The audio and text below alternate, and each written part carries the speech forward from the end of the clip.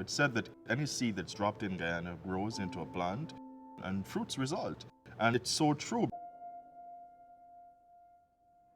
Demerara is very central to the molasses. It starts with the quality of the soil.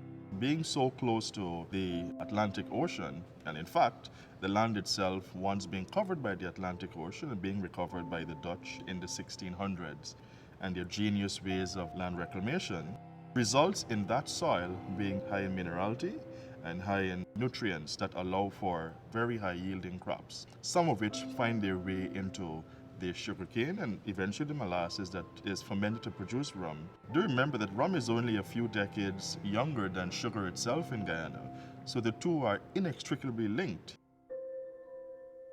Control of Demerara was later ceded to the British in the 1650s, and with that, sugarcane cultivation along the coast of Guyana really took off. But it wasn't until 1670 that distilling was introduced to the Demerara County and later the other counties of Guyana. By 1780, there were over 300 distilleries. Quite soon after that, the price of sugar began to fall, customs taxes began to be applied to sugar, and therefore it was not very economical for all of these estates to remain in operation. There was a severe consolidation of the industry. So by 1940, there were just 9 remaining distilleries.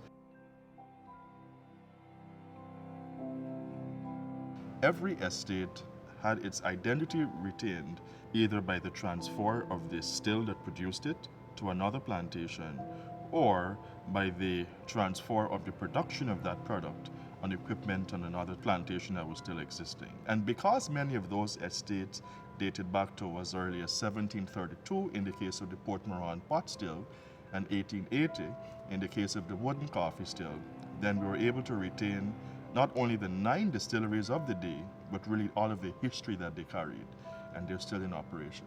These stills are very unique. The characteristic that comes through in the rum is because of these stills. If you try to modernize or to change, you will not get the same quality. And everything that we do at the highest level in the company is designed to protect that history, that heritage, that traditional method of production way into the future.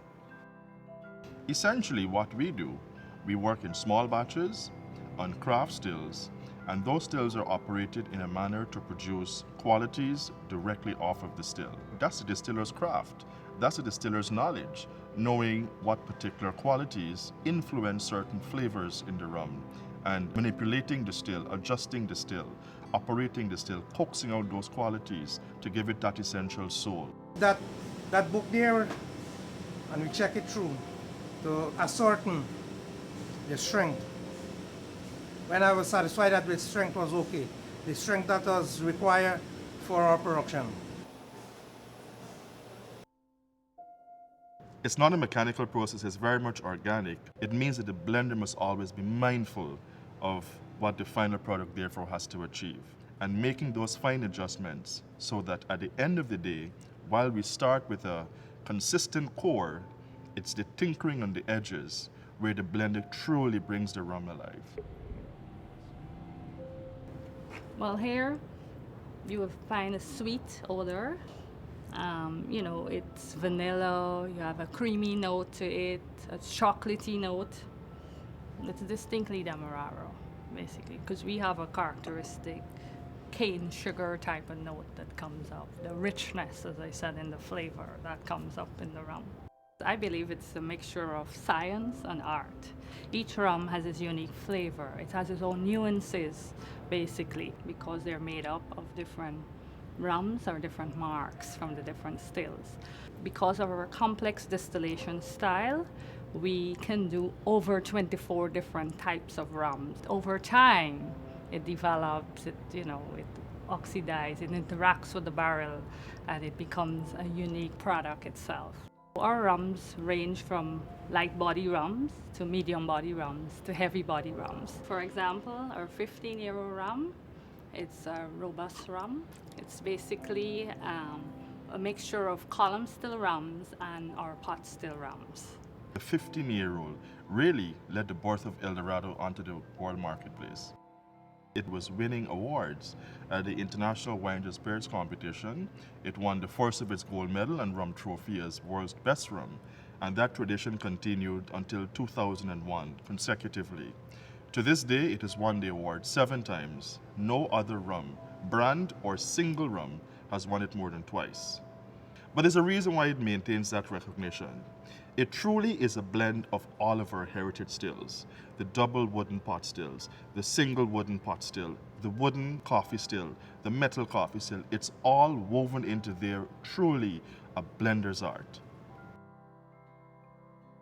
We very much treasure that connection with supplying the British Royal Navy. As much as 85% of the British stott sourced from the various plantations up until the cessation of that tradition in 1970.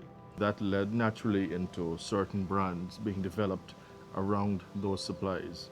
So sort of 2 iconic brands of the day, Lamb's Navy as well as Lemon Heart, were both rums that were substantially built around Demerara rums. We've been very fortunate to be seen as the premier institution in Guyana, not only for rums, but of any industry. And so many of our employees stay with us for decades. 30, 40 years is not unusual.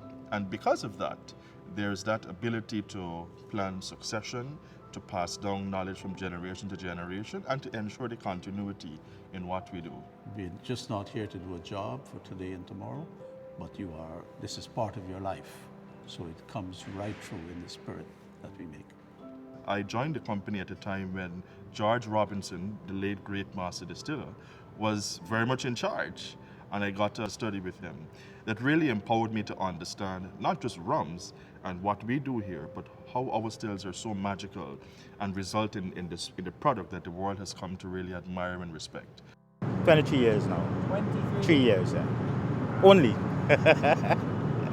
For me, working at DDL for over the past 14 years. I've been in this organization with El Dorado for 21 years. So I'm as old as the rum in the I think every Guyanese owes his or her heritage to the sugar industry, and with that rum. Rum for us is basically in our blood, as we want to say. It ties back all our history as a country. It's been produced for centuries and it is part of the DNA of the nation. And so it is very critical that we protect that as truly Guyanese.